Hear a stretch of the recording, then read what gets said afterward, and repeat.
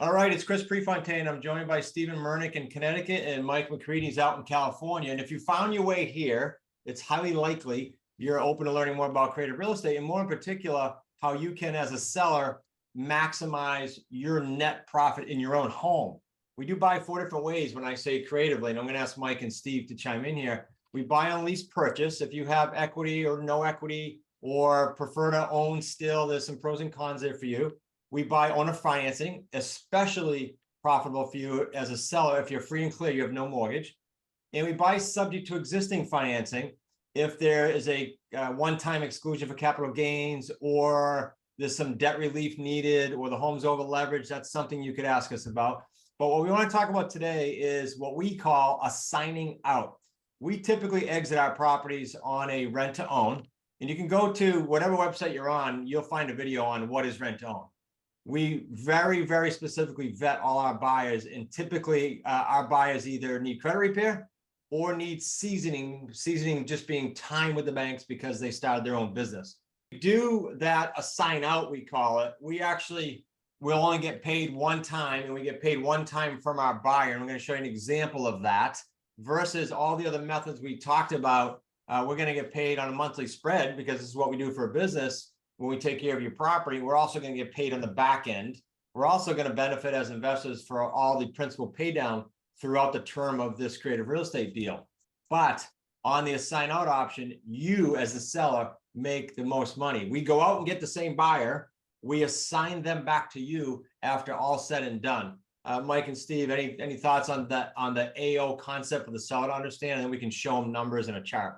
It's a great option for sellers, right? Those who basically don't mind staying in the middle, right, are okay with collecting a payment every month, right? Kind of stay on top of it, managing it. There's not too much work like a traditional landlord would take on, but it definitely is the most profitable way for them to sell their property if they have a little bit of time on their side and they're willing to put in a little time managing the property and keeping up with the tenant buyer.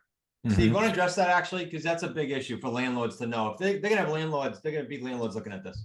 Yeah, it's important for you to know. So like, guys, obviously with like a traditional rental, you're responsible for whoever's in the house. That means vacancies, evictions, all that stuff.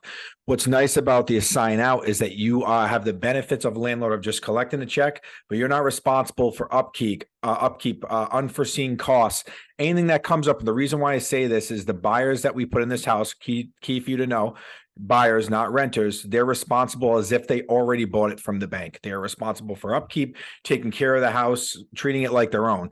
So you get the benefits of the cash flow, but not having to worry about headaches. Yeah, and let's address reality for the seller, guys. Reality is, like Steve said, you have no landlord problems, no, but reality is, do 100% of our tenant buyers who are going through credit repair or going through seasoning or saving more money, do 100% of them cash out these homes in full disclosure? No. We've got about a 2 to 10% default rate. It tends to have a 2 to 5%. And quite frankly, I think that's better than government loans and most banks have on loans. So it's really tight.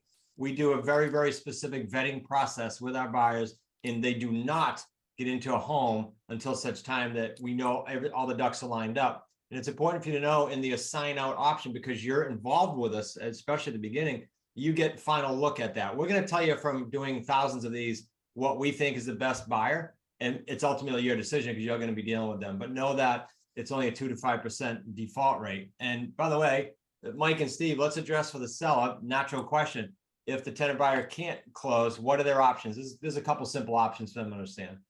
Yeah, I'll jump in here, Mike, real quick. So usually we pivot in 1 or 2 ways. One, we can go ahead and throw another family in if for whatever reason there's some kind of life event, is usually what you were saying, Chris, with the 2 to 5%. It could be a death, it could be a divorce, could be a job relocation. These things happen. We can't really plan for these things, right?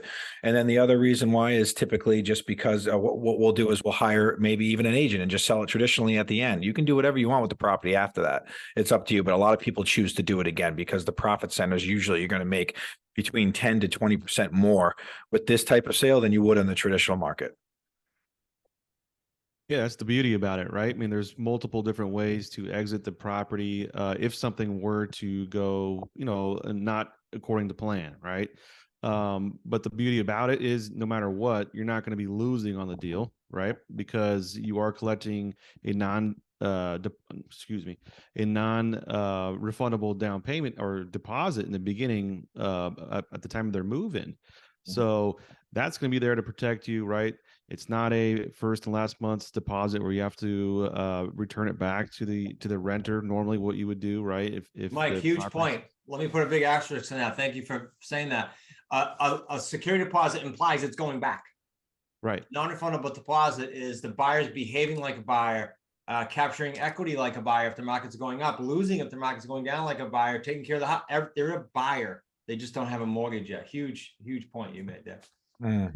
Right. Yeah. I mean, so think about it. If you have time, I don't want to say it's in your best interest. I mean, because sadly, you don't want someone to fail in this type of programs as a buyer. But if they were to fail, I mean, this whole situation would be in your favor, right? We can go out there, resell the property, place a new tenant buyer in there. You collect another down or deposit in there, and you can collect the principal pay down again if there is a loan against the property, or that monthly spread. I mean, there's so many different ways to really maximize the value and profit off of your asset.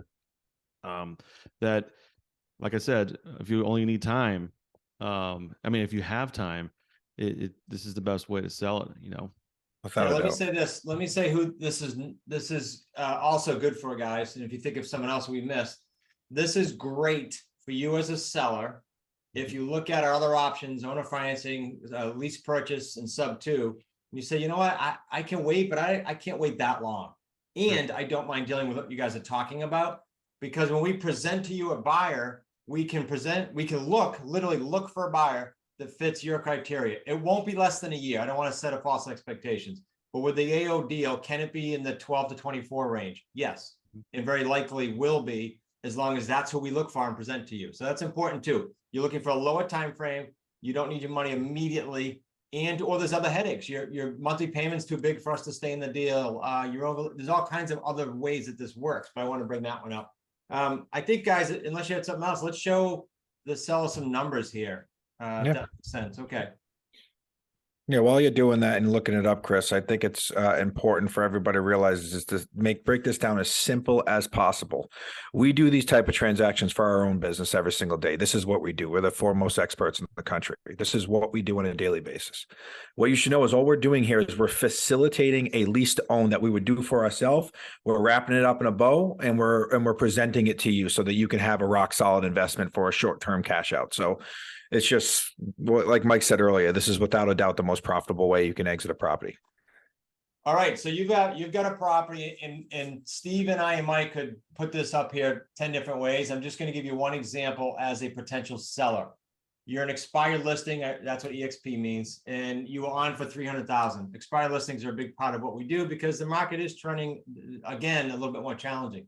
Let's say you owe 250. You can plug any number you want in there. And let's say your payment is 1,200. Again, it doesn't matter. It's just an example. That 250 could be 2. That 250 could be 310. It could be over leveraged. Doesn't matter.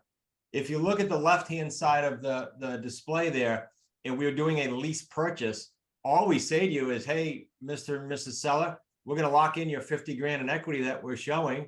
You don't have to worry about that, but you do have to wait for it. And it's going to typically be on or before 36 months, especially if this is your primary residence. Because what we don't want to do is trigger for you loss of your exclusion for profits. You get taxed with capital gains if you went past the 3 years. We can talk to you in more detail about that. It also assumes you're not over leveraged. If you're over leveraged, you're probably gonna have to do a longer term. I've done 9-year terms with sellers that wanted to keep the property in their name, wanted a lease purchase, but needed time because it was over leveraged. So in that scenario, though, you're just waiting for your 50. All the other benefits accrue to us. The beauty of the AO on the right-hand side is, let's take the same property. We're going to say to you, okay, we're going to protect your 300 still. We're going to put it on for 330 or whatever we decide. That's up to us. We're protecting your 300. We're going to go out and get a deposit of 30,000. Disclosure, that's not always up front. Sometimes it is. 50% of the time it's overtime, but let's just say it's 30,000. You're going to keep 50% of that. And our only payment in this deal is we keep 50% of it. And then we're gone. You have all the other benefits that you accrue. So now the buyer owes 300 if they put 30 down. You already received 15. So you're already 15,000 above your minimum that you told us. It doesn't mean every deposit is going to be the same. You can play with the math on this. And you get to keep the monthly spread because we're going to go out at about 15 or 1,800.